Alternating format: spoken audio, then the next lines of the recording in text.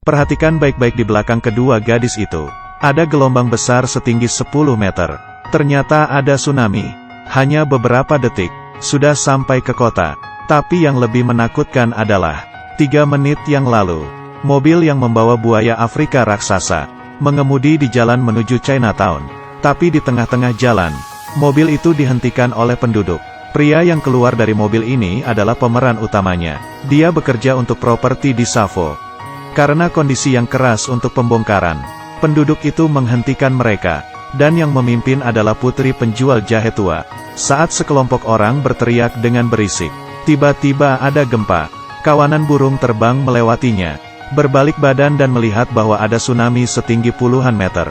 Dan sekarang sudah terlambat untuk lari.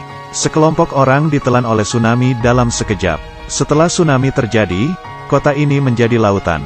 Buayanya juga lari dari kandang ini. Wanita yang sedang menggendong bayi itu tidak memperhatikan. Menjadi makanan buaya. Setelah kelompok Laojiang melihatnya, mereka hanya bisa diam saja dan tidak bisa bernapas. Tapi saat ini, bawahan Laojiang secara tidak sengaja membuat suara. Dengan ini, buaya itu berhasil menemukan yang lain. Saat panik, semua orang bersembunyi di supermarket. Tapi tas dari pria berbaju putih itu terikat di sepeda. Tidak peduli bagaimanapun orang-orang memanggilnya, dia masih ingin mendapatkan tas itu kembali. Detik selanjutnya, beberapa orang hanya bersembunyi di supermarket untuk sementara waktu. Xiaohu Asma. Untungnya pria berkacamata itu adalah seorang dokter.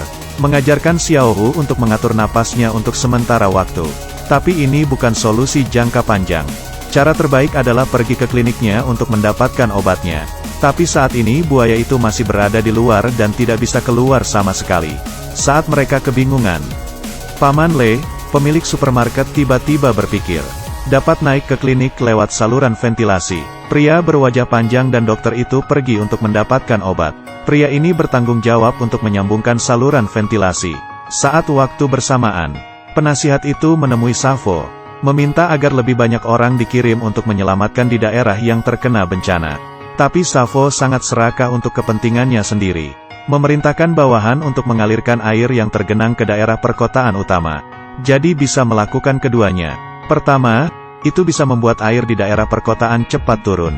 Dengan demikian mengurangi kerugian. Yang kedua dapat menguasai daerah Chinatown. Mereka yang tidak pindah, para anggota dewan harus mematuhi meskipun mereka tidak mau. Pria berwajah panjang dan dokter itu baru saja akan pergi mengambil obat. Sesuatu yang tidak terduga terjadi. Pria ini baru saja membantu temannya naik ke rak. Tiba-tiba seperti ada sesuatu di belakangnya. Dia melihat ke sekeliling tetapi tidak menemukan apa-apa. Saat dokter hendak masuk ke saluran ventilasi, buaya itu memakan pria itu dalam satu gigitan. Lalu menjatuhkan rak itu di saat bersamaan. Laojiang dengan cepat meraih tangan dokter. Detik selanjutnya, dokter itu diseret ke dalam air lalu mati. Hanya satu cincin yang tersisa di tangan Laojiang. Setelah kembali, dia memberikan cincin itu kepada istri dokter. Wanita itu langsung menangis. Setelah yang lainnya menghiburnya, dia akhirnya tenang. Tidak lama kemudian, tim penyelamat datang.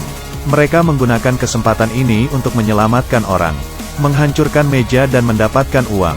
Kelompok Laojiang melihat seseorang datang, memecahkan gelas, berteriak tanpa henti.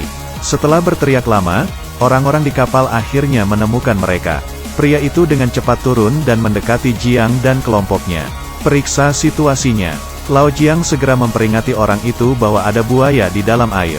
Tapi tidak ada guna, efek isolasi suara kaca itu terlalu kuat. Pria itu tidak menangkap sepatah kata apapun.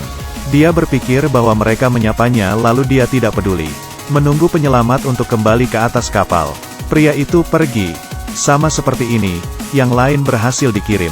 Pria berambut panjang itu tidak kembali ke kapal tepat waktu. Jadi dia mati dimakan buaya. Sekarang hanya pria berambut pirang yang tersisa. Buaya yang lapar itu menyeret perahu itu. Kemudian memutar-putarkannya, menabrak supermarket itu. Semua orang berlari keluar satu persatu. Pada saat ini istri dokter menyerahkan dirinya. Saat buaya akan keluar, dia menutup pintu itu, menjebak buayanya. Dia juga mati dibunuh buaya itu. Laojiang dan lainnya mendengarkan itu di luar supermarket. Jeritan itu sangat mengejutkan. Hujan itu bercampur air mata. Pesawat penyelamat tiba saat orang-orang masih sedih. Sekelompok orang bergegas lari ke atas gedung, terus melambai untuk meminta tolong. Orang-orang di pesawat akhirnya menemukan mereka. Tepat ketika Lao Jiang mengira mereka sudah terselamatkan, helikopter itu menerima pesan dari Safo. Pilot itu terpaksa kembali, tapi pria ini diam-diam merekam video itu.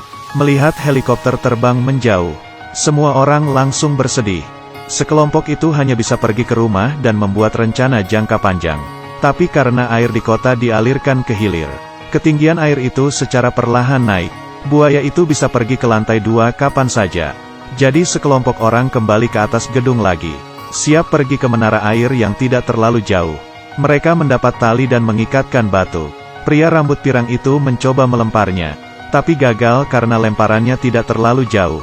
Lao Jiang juga tidak bisa karena batunya terlalu berat. Mereka menyerah mencari cara lain untuk pergi.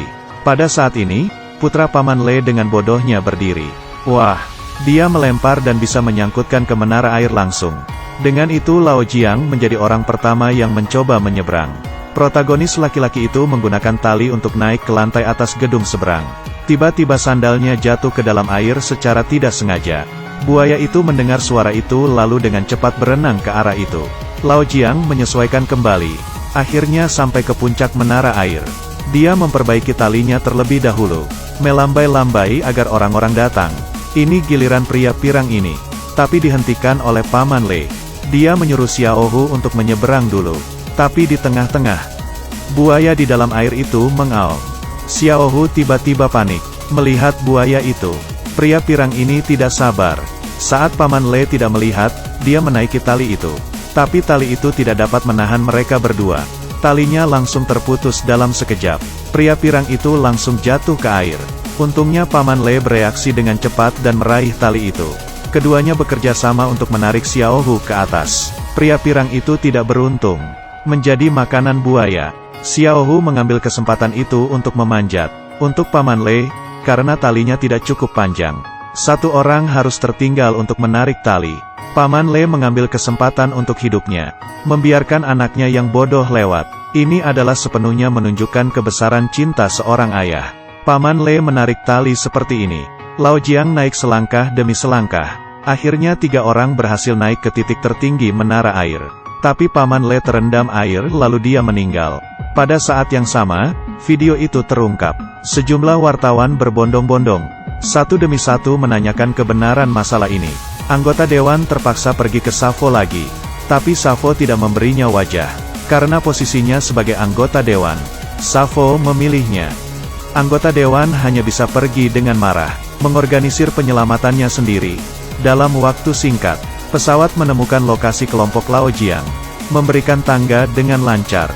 Tapi dengan 3 orang memanjat, tiba-tiba helikopter bergetar.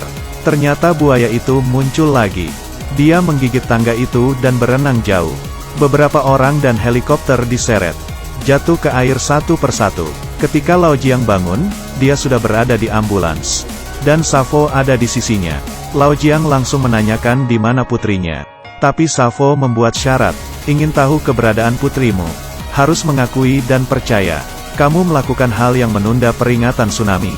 Supaya Lao Jiang kembali. Untuk mengetahui keberadaan putrinya, Lao Jiang harus setuju. Lalu pada konferensi pers, Safo menjadikan dirinya pahlawan yang menangkap buaya. Tapi Lao Jiang menjadi orang yang bersalah. Tapi pada detik terakhir, Lao Jiang dengan tegas berbalik, dan memutar rekaman Safo yang mengancamnya.